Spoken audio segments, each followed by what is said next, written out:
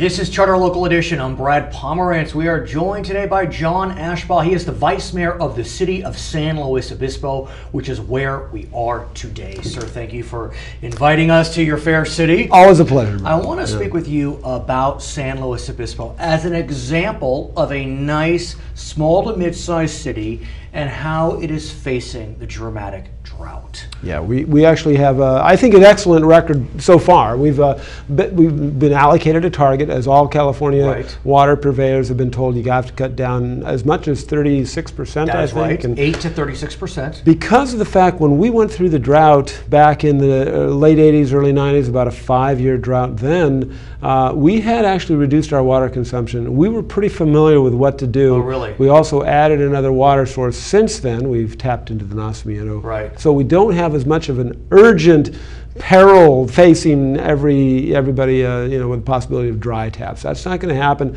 for at least, we think, 3.5 years if drought conditions continue. That's actually just a blink of an eye. So clearly, we're not going to, we're taking it very seriously. But our reduction goal has been only 12%. We've achieved much greater than that. We've achieved about 25%. And let's talk about that. I want to understand how a city of San Luis Obispo size has been able to cut its water 25%. Because when you think about this city, many of your plots are large. Mm-hmm. And as a result, with larger plots, you have more grass, more roses, more flowers. Mm-hmm.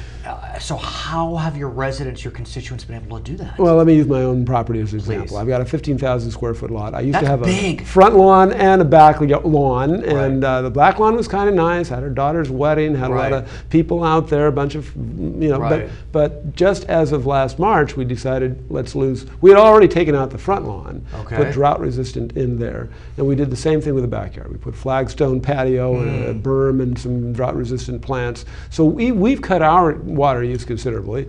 A few other steps you can take around the house.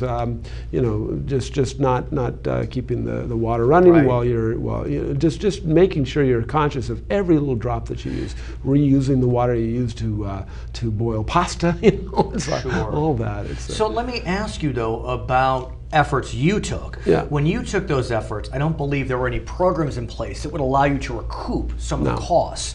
No. In some regions of the state, there are rebate programs, conservation programs. Yeah. It could be for efficient appliances. Yeah. It could be to rip out grass and put in turf. Yeah. What is San Luis Obispo doing? We haven't done the turf replacement yet. Paso Robles has, and big headline yesterday that Paso Robles is actually going to run out of the money for that turf replacement program. It's a common story. They're going to have to add some more. Los Angeles has done even more. I think Paso Robles, it's 50 cents a square foot. In Los Angeles, it's several dollars per square foot, so there's a really strong incentive there. We haven't gone to that extent, but we have set aside $100,000 this year for high-efficiency wash machines and low-flow toilets. As a rebate? People can get a rebate if they certify that they bought those appliances. The best incentive, though, of course, is we've jacked up water rates again, and we've added a drought surcharge. Now, a lot of people say, you just keep penalizing us. We keep reducing our water use, and because you have to get this, we have a lot of fixed costs. I want to explore that because it is a very interesting question. One would think that if you're using less water, the rate in which you are being charged should be less.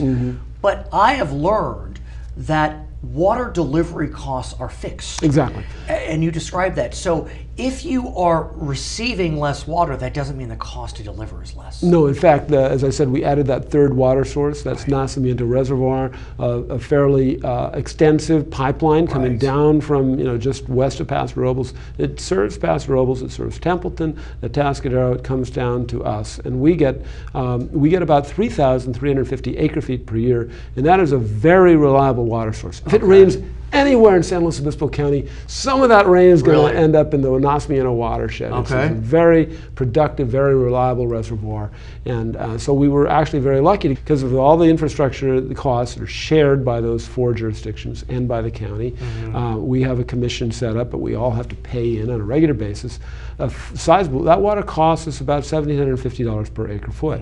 But we're glad to get it even at that price. It's much more expensive than in either the Salinas Reservoir Reservoir up by Santa Margarita or Whale Rock Reservoir. But what are you doing to make up the difference? Because people are using less water, you're taking in less money, but the delivery charge is the same. Yeah, we added a drought surcharge. You said that, yeah. yes. So once the drought is over, that drought surcharge we've guaranteed to people will go away.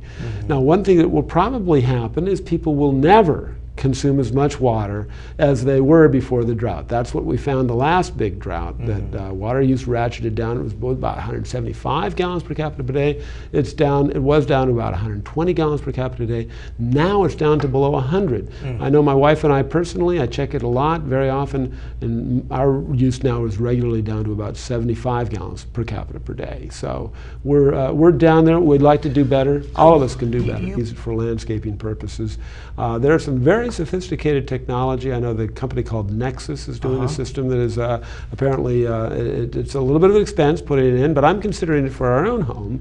And they're actually talking to developers about putting in some model homes with this. But what about permitting, for example? It's actually very easy. We modified our regulations just so that gray water systems can be more easily permitted. So we're really encouraging that. The other thing is recycled water. Last night, our city council approved the plan, about a 1,200-page plan for upgrading our wastewater, what we used to call our wastewater treatment plant. $1 million on this wastewater So plant. where is that water going to go for reuse? We actually are required to discharge part of it to the stream just to maintain stream flow for the fish and other aquatic wildlife in riparian corridor downstream of San Luis Obispo. They depend upon San Luis Obispo's outflow.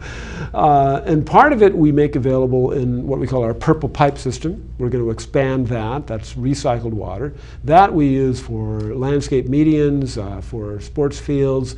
The golf course gets some of that water, and we want to expand that network as much as we can. What is the city doing to decrease its use? Because, exactly. It's we want to make sure that we're not going to have a huge expense to bring these things back. We're considering the use, we've considered it many times before, of using astroturf, artificial turf for our sports fields or soccer fields. Haven't gotten to that point yet, but we might.